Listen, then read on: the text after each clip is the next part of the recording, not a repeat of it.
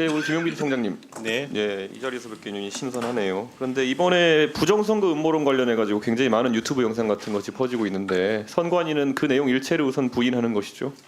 네, 그렇습니다. 근데 사실 이게 부정선거 음모론 저도 이제 강하게 부인하는 입장인데 이런 것들은 뭐 차치하고 이번에 조기 대선이 만약 치러지게 된다면은 허위 정보가 유튜브와 같은 그런 공간을 통해서 확산되는 것 여기에 대해 선관위는 어떤 인식을 하고 있으며 어떤 대책이 있습니까? 네, 22대 국선 과정에서 저희들이 준비한 내용은 그 선 조치 그다음에 바로 그러니까 노티스 앤 테이크 다운인가요? 그 빼는 거. 예, 예. 네. 그와 같은 조치를 바로 취하도록 조치를 했습니다. 그래서 지금 구글 모든 코리아나 24시간 그 문제는 지금 그 본사가 외국에 있는 예. 포털 사이트가 문제인데 적극적으로 저희가 협의를 해서 이번 22대 국선 때도 상당 기간이 빨리 진행된 것으로 알고 있습니다. 지금 앞으로도 그러면은 그렇게 처리 할 겁니다. 시간을 아까 24시간 얘기하셨는데 네. 그거를 보장할 수 있는 상태입니까? 아니면은 뭐 국내에서는 거의 12시간 내에 조치가 취하도록 지금 저희가 운영하고 있고요. 다만 외국 포털 사이트의 경우에는 저희가 법적 지배력이 미치지가 않기 때문에 결국은 협조를 통해서만 할 수 혹시 있습니다. 구글 코리아나 아니면 구글의 다른 뭐 리에이전한테 그런 것들을 협의해 본 적이 있습니까? 최근에? 네, 지금 충분히 다 협의를 하고 그 본사의 정책에 대한 부분도 저희한테 설명을 하면서도 저희가 요구하는 내용에 대해서 지금 이 국내에 있는 포털 사이트 그 외국 그 지사를 통해서 예전에 예. 유일임 방심위원장님도 그런 비슷한 협의를 하신 걸로 알고 있는데 방심이나 방통위와 협조는 어떻게 되고 있습니까?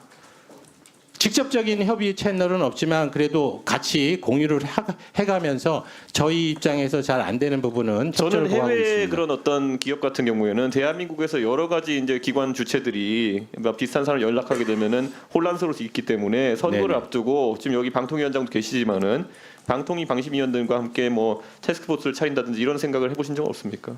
그렇게 운영되도록 노력하겠습니다. 그리고 네. 그 선거 때는 당연히 이제 네. 방송통신위원회에서 네. 선거방송심의위원회를 구성하도록 되어 있습니다. 네. 거기에 이제 저희 직원도 들어가 있고요. 예, 예. 그래서 본격적인 채널을 잘 가동해서 이런 문제에 대응하도록 하겠습니다. 저는 신속 처리를 확실히 부탁드리겠습니다. 네. 예, 그러니까 위원장님 여기서 오랜만에 뵙네요. 그런데 고생 많으셨습니다. 그 위원장님도 방금 전에 총장님이랑 생각이 비슷하신지 궁금합니다. 예, 그렇습니다. 특히 이제 선거 때 경우에는 허위 왜곡 조작 정보가 돌아다니면 여론이 왜곡될 수 있기 때문에 방금 지적하신 대로 그런 협의체가 필요하지 않을까. 똑같은 그런 생각이 이유로 듭니다. 아까 말했듯이 국외 기업과 협조가 굉장히 중요한 상태이기 때문에 저는 개인적인 부탁을 드리자면 위원장께서 유튜브나 아니면 이런 채널들의 담당자와 직접 협의를 좀 하셔가지고 우리가 이 문제에 대해서 정부가 다소 지금 이제 혼란스러운 상태지만은 굉장히 진지하다는 것을 꼭 알려줬으면 한다. 예, 현재로서는 자율 협의체가 예. 운영이 되고 있는 걸로 알고 있는데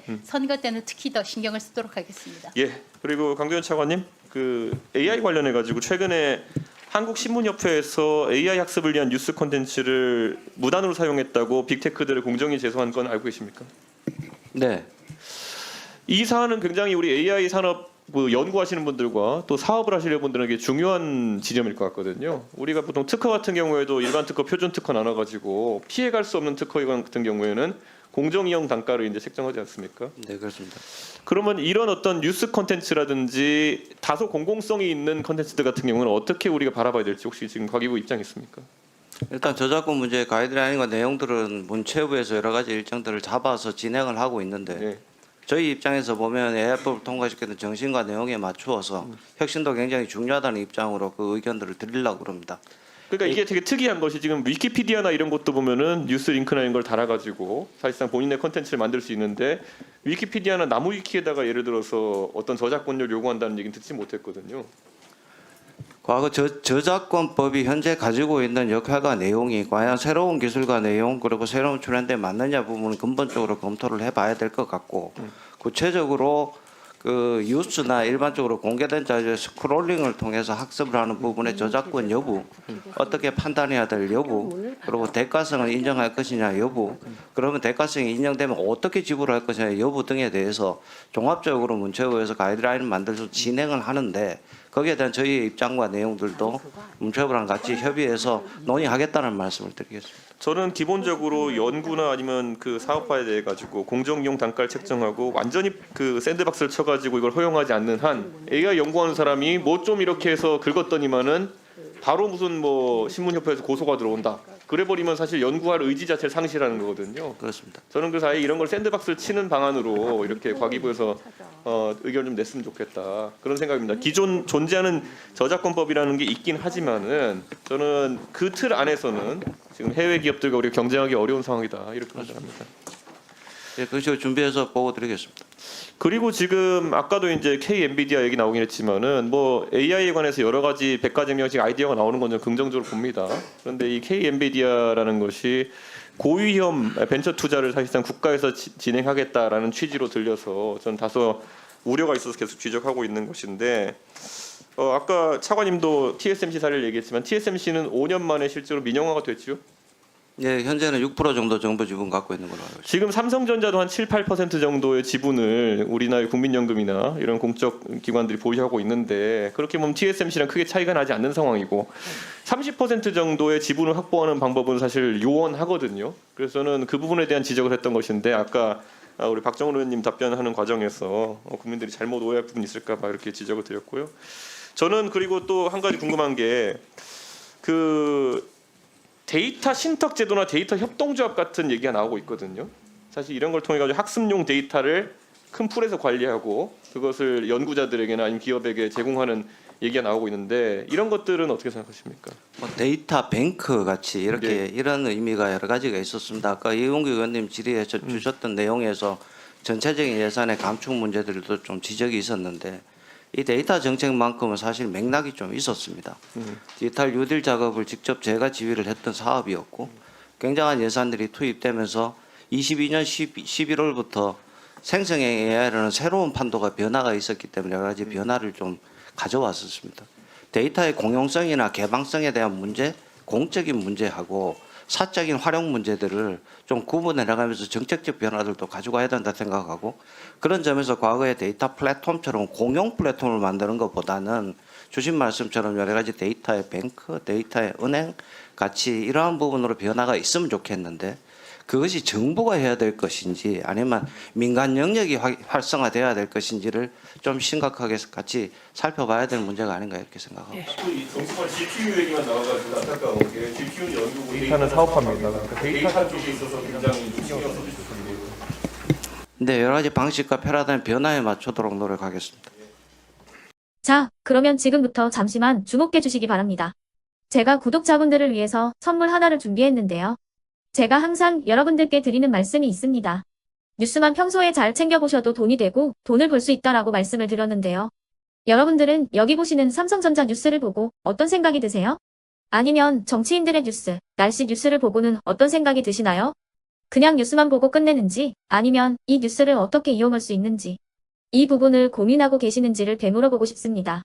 그 이유가 뭐냐 하면 제가 지난번에 여러분들께 뭐라고 말씀을 드렸었죠? 지금은 반도체 섹터를 눈여겨보셔야 한다고 말씀드렸습니다. 그리고 나서 이런 썸네일들 뉴스를 통해서 많이 보셨을 겁니다.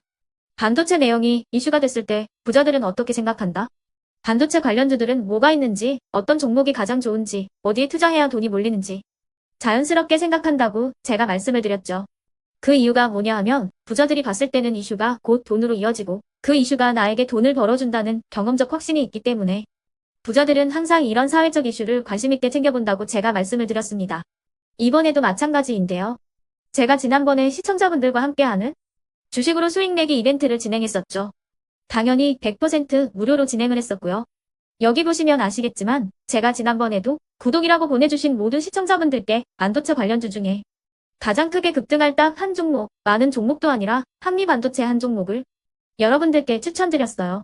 그러면서 여기 나와 있는 대로 정확히 얼마에 매수해야 하는지 그리고 수익률이 어느 정도 나왔을 때 팔아야 하는지를 이런 부분들까지 여러분들에게 정확히 알려드렸었는데 지금 실제로 어떻게 되었다? 오른쪽을 보시면 아시겠지만 제가 지난번 문자 발송으로 이 한미 반도체를 소개해드리고 나서 실제로 이렇게 5배 이상 어마무시한 상승이 나왔습니다. 100만 원만 투자를 했어도 무려 500만 원이 넘는 수익금이 생긴 거죠. 그래서 당시에도 굉장히 많은 분들이 제가 드린 이 한미 반도체로 수익을 내실 수가 있으셨을 텐데요. 다시 한번 축하드린다고 말씀을 드리겠고 이번에도 마찬가지입니다.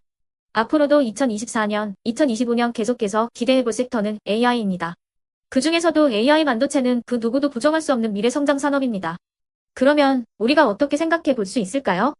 AI 반도체 종목 중에 앞으로 크게 대장 역할을 하면서 10배 이상 급등할 수 있는 템베거 종목을 지금부터 열심히 추적해야 한다는 겁니다. 큰 돈을 투자하지 않더라도 월급의 일부분 아주 소액이라도 이 종목을 모아가야 수백 %의 수익률을 손에 쥘 수 있는 것이죠.